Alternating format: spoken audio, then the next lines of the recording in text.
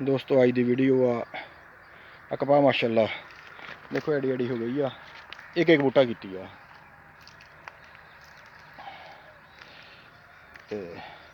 ये छदराई शुरू करती आ देखो माशाअल्लाह इदा इस तरह ना एक एक बूटा कर लग पे एक एक बूटा होवे ना कपा दा, तो फिर बहुत ज़बरदस्त फल लाउंदी आ।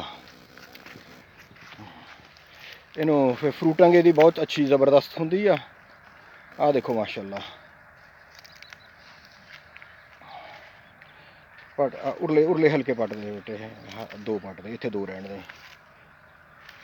इधर जिथे कोई ज़्यादा बिथी हुए तो उत्थे दो, तो बाकी एक। देखो माशाअल्लाह। तो एक कपा जी है ये छिडरी ना करे तो ये फिर जोर कर जाती है, तो फिर वो सूत नहीं आती।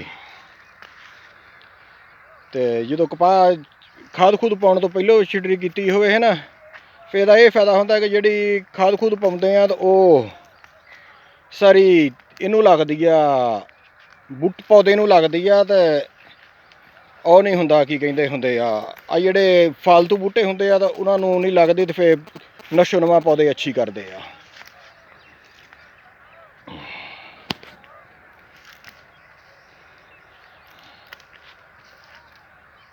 देखो माशाअल्लाह।